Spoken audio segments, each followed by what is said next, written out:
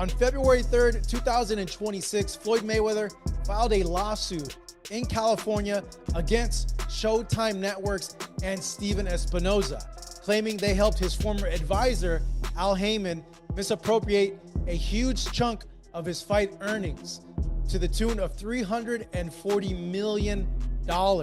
And he had been giving him 50,000 and 50,000 and 50,000 to, he had already gave Gamboa about 300,000 to jail on the side. And then we ended up, when he did go in, I ended up picking up all the fighters. Al Heyman was so good at his job, yes, that he was clowning these networks. He was out negotiating the networks to the point where they were giving you an inferior product because his fighters were getting overpaid for lesser fights. We weren't getting overpaid. In that, we weren't getting I'm happy overpaid. for every dollar made. Freddie Hernandez. Yeah, right. This is the golden child of Al Heyman right here. But it is admirable that Al Heyman not only did his job so well, but was helping fighters get rich while he was doing it. He created a climate where fighters started to begin to believe that they were worth more money. I don't mean to me. You're worth all the money in the world to me, the fighters. But I mean to the marketplace. My thought is everything has a price. There is not a number that can get you back in that ring. 80 million, 100 million. Nah, because now you selling your soul. $100 million, you can have my soul. That's you. Now we know your character. Sometimes, you know, you look at people and you be like, dang, man, you ain't got no dignity, you ain't got no morals. Like, come on, man. Like, what you gonna stand for if everything is about money? Like, I never was in a sport because of money. Crawford beats your ass. That's the line 50 Cent threw while taking a jab at Floyd Mayweather Jr., and it all ties back to a staggering $340 million lawsuit. What makes this case so explosive isn't just the money, it's the scale of the allegations. Mayweather isn't facing claims about minor accounting mistakes. The lawsuit describes a meticulously orchestrated scheme that allegedly played out over several years. According to the filing, massive sums from some of the biggest fights in combat sports history quietly disappeared, including the record-shattering Conor McGregor bout that broke pay-per-view records. Now, the undefeated boxing legend faces allegations that the truth was hidden in plain sight, exposing cracks in the empire he built around being untouchable. Floyd is stepping into the courtroom to fight for money he claims that he was never paid, and he wants justice on his terms. So let's talk details. Let me tell you about the lawsuits.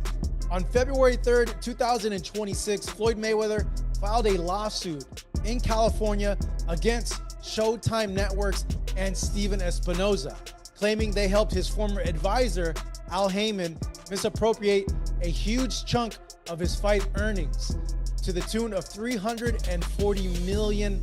Mayweather says the money is still missing and unaccounted for, and he's now suing Showtime and Espinoza for aiding and abetting breach of fiduciary duty, civil conspiracy to commit fraud. Ooh, that's...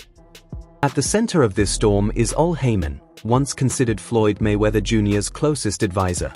The lawsuit portrays a story of betrayal, alleging that Heyman secretly redirected fight revenues while keeping Mayweather in the dark. Partial documents, missing records, and unexplained accounts supposedly ensured that Floyd never saw the full financial picture. For a fighter who built his empire on control and precision, these revelations strike at the very heart of his legacy, challenging the image of the untouchable Money Mayweather. Floyd argues that during his legendary career, where he generated $1 billion in revenue plus and pay-per-view money, a significant portion of the funds that he made through those events, through his fights, didn't make it into his hands because they were funneled through accounts controlled by his then advisor, Al Heyman. Now, Mayweather says that Showtime delivered those checks and funds through systems that helped Heyman get the money instead of paying Floyd directly. The lawsuit also points to some of boxing's biggest pay-per-view fights, including fights against Manny Pacquiao and Conor McGregor, events that generated hundreds of millions in revenue. Mayweather's legal team said he generated hundreds of millions in revenue for Showtime and now wants to recover what he claims was unfairly taken. Suspicion deepened when Richard Schaefer and his team stepped in, demanding transparency from Mayweather's camp.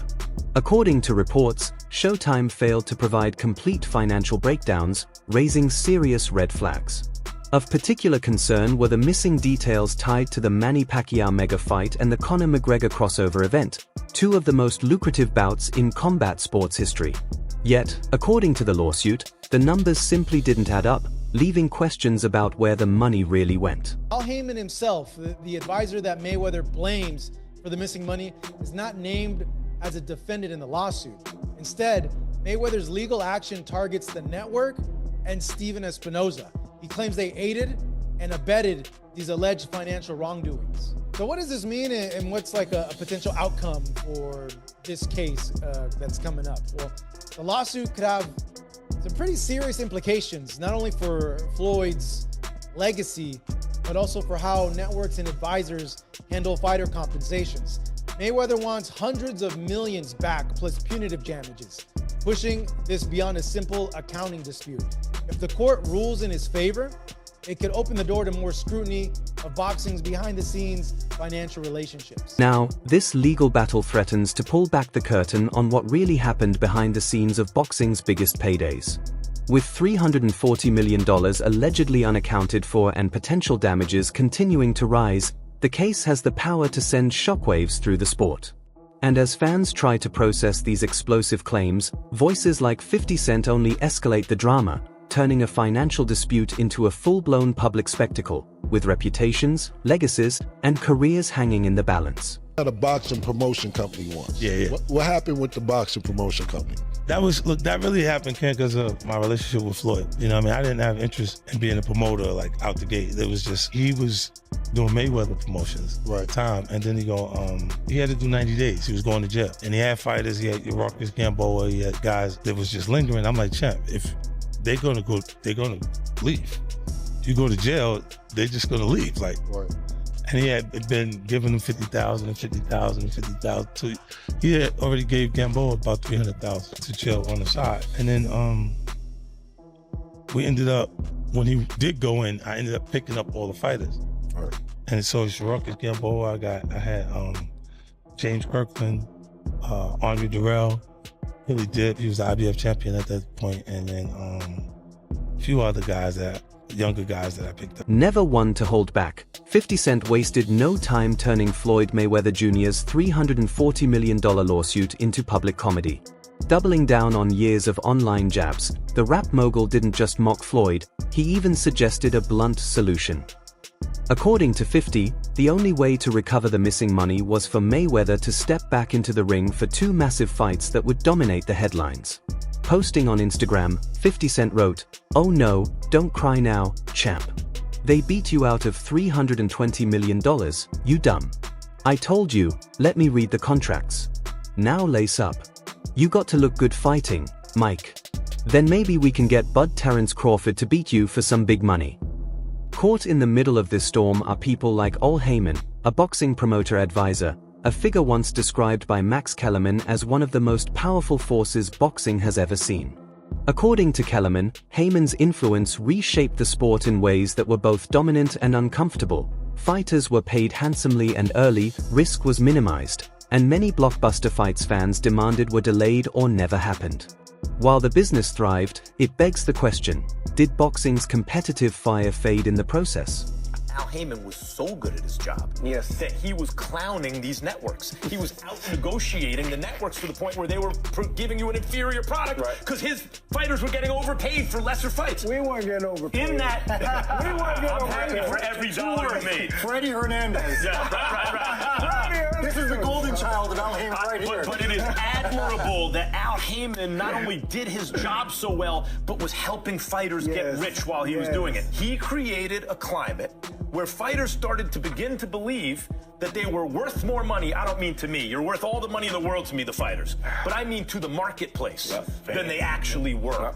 And so now it became difficult to make fights. You really want us to change our mindset, right? The fact that we were putting our health in jeopardy every time we stepped in that ring. So we had to make sure to get every penny that we could. Andre Berto then weighed in, shedding light on how unfair and complicated the situation had become, particularly on the business side of boxing. He argued that Al Heyman should protect them. Max Kellerman, however, held his ground, acknowledging that while the plan worked brilliantly from Heyman's perspective, real challenges and frustrations for fighters still existed. As the cracks in the system became more apparent, Turki Alalshik entered the picture, promising fighters a new structure, bigger stages, and more transparent pay, offering hope for a fairer path in the sport. Every time we stepped in there, I mean, that's the mindset that he put in our minds on a regular basis. And good for him. But when he does his job that well, then Andre Berto doesn't have to take the best fights to make the money, and now me as the consumer doesn't get to see the best Andre Berto fights. My point is, fighters started thinking that the market was different than it really was, because Al was juicing the market. In that climate, big fights stopped getting made, because fighters are thinking, I'm making all this money for not taking a risk. You want me to fight that killer, or their managers want me to fight that killer for not much more money? Into that terrible situation for the consumer stepped Turki Al-Sheikh, who said, oh, okay, wait, what are your petty differences? It's over $1 million or $2 million? Here it is. Here's my gift to the boxing world. Everyone, take this. But here's where things get even more complicated. Even with Turki Alalshik paying fighters enough to make the biggest matchups possible, some highly anticipated fights still aren't happening, raising even bigger questions about the state of the sport. Max Kellerman showdown between Virgil Ortiz and Boots, a fight fans are desperate to see, but that remains off the table. Now, attention is turning to Zufar Boxing, a new model promising to completely reshape how the sport operates and potentially change the landscape of boxing as we know it. Now the problem is, he's overpaying. Like I said, I'm not mad at that. If you're gonna give me the money, we're gonna fight whoever you want me to fight. But Trey, now the problem is, Boots and Virgil can't get made for $6 million plus for the fighters? You think the average person on the street in this country knows who Boots and Virgil are? Meanwhile, is a fight between Terence Crawford and Floyd Mayweather Jr. quietly being lined up? He hinted that moves may already be happening behind the scenes, drawing fans into a new era where controversy dominates the headlines while the real intentions remain hidden. Beneath the trolling and public jabs lies a long-running conversation about how Crawford and Mayweather's paths could intersect, and whether 50 Cent's latest shots are subtle signals that a high-stakes plan is already in motion. We've had a lot of comparisons between Terence Crawford and Floyd Mayweather. We've even had the conversation to go as far as who would win in a fight between Terence and Floyd, and I truly don't know the answer to that question. I do. You do? Yes. Yeah. Who will win that fight? Floyd. Floyd will win that yes, fight. Yes, sir. Floyd I love you, Terrence. Always figures it out. Yeah, he's a chess master. Yeah, his IQ in that shit. The funny thing great. about it is Terrence has been the only other guy that people can say he always figures it out. Yeah, you know. Yeah, that's true. But you gotta have an OG somewhere. Anybody else? Yeah. There's an OG Somebody somewhere. got a pioneer, right? Yeah, you got it. There's an OG you can't out-figure out somewhere, and I just believe Floyd is that OG you can't out-figure out. On the other hand, Terence Crawford shows no interest in chasing comeback fights for massive paydays. Unlike Floyd Mayweather Jr., Crawford has made it clear that whether the offer is $80 million or $100 million, he's not stepping back into the ring. For Crawford, chasing money would feel like compromising his integrity. He's remained focused on competing for the sake of greatness, and in his eyes, he's already achieved it. Meanwhile, Mayweather's repeated returns to the ring have cemented his reputation as the ultimate money fighter, a legacy built as much on financial gain as on in-ring success. My thought is everything has a price. There is not a number that can get you back in that ring. 80 million, 100 million. Nah, because now you selling your soul. $100 million, you can have my soul. That's you. Now we know your character. Sometimes, you know, you look at people and you be like, dang, man, you ain't got no dignity, you ain't got no morals. Like, come on, man. Like, what you gonna stand for if everything is about money? Like, I never was in a sport because of money, you know? Of course, I was in a sport to make money, but I wanted to be a world champion.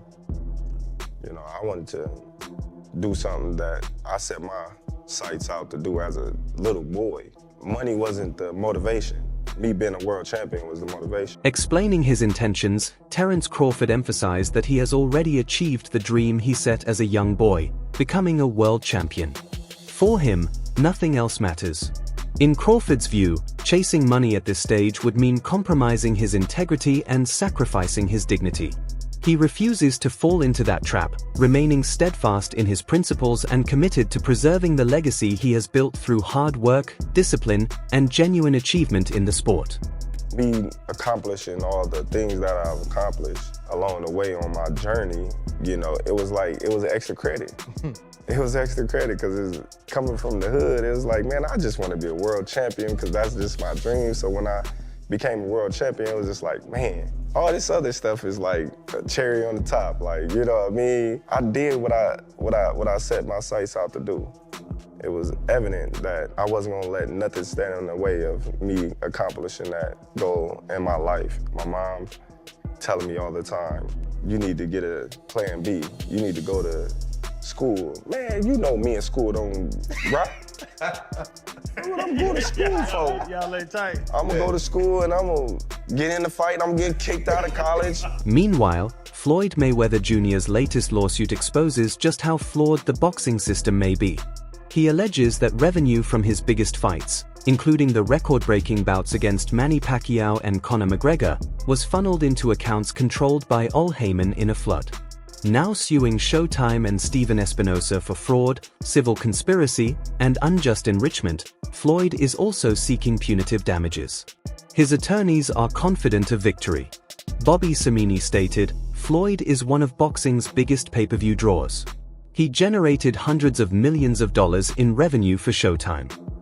Retiring undefeated at 50, Mayweather is now taking this fight to the courtroom, determined to recover what he believes is rightfully his. While Showtime has long been the premier platform for fighters worldwide, this lawsuit casts a glaring spotlight on what happens behind the scenes. If Terence Crawford were to comment, it could open a floodgate of questions about organizers, managers, and fighter deals. As for Floyd's legacy, opinions remain divided. Many fighters, including Keith Thurman, view him more as a shrewd businessman than a pure sportsman, someone who strategically chases money at every turn rather than focusing solely on the sport. Some of your best fights happen under the Showtime platform. Can you share a little bit of your take on what's going on with Mayweather? He's suing Showtime for $340 million. Nah, we don't care. Money man trying to get more money and had a lot of money, did dumb things with money, and you know, it is what it is, man. Rich people got rich people problems. I ain't mad at them. Doubts over the legitimacy of Floyd Mayweather Jr.'s claims continue to mount.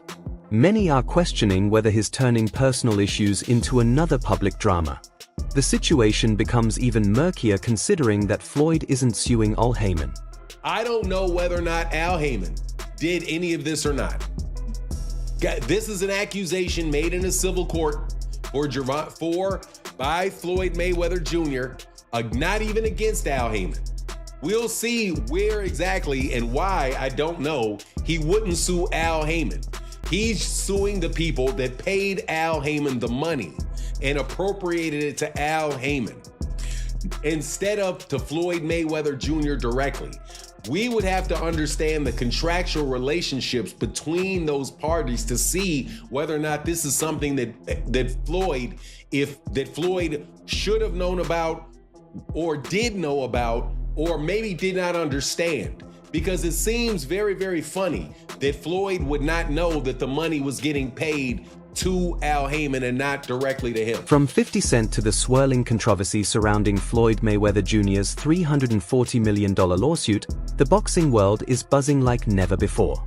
Terence Crawford remains steadfast on his path, refusing comeback fights for cash, while Mayweather continues to dominate headlines and stir controversy. Could 50 Cent's jabs be hinting at a Crawford versus Mayweather showdown quietly brewing behind the scenes? What do you think, real matchup or just hype? Drop your thoughts in the comments, smash that like button, and subscribe for all the latest boxing drama.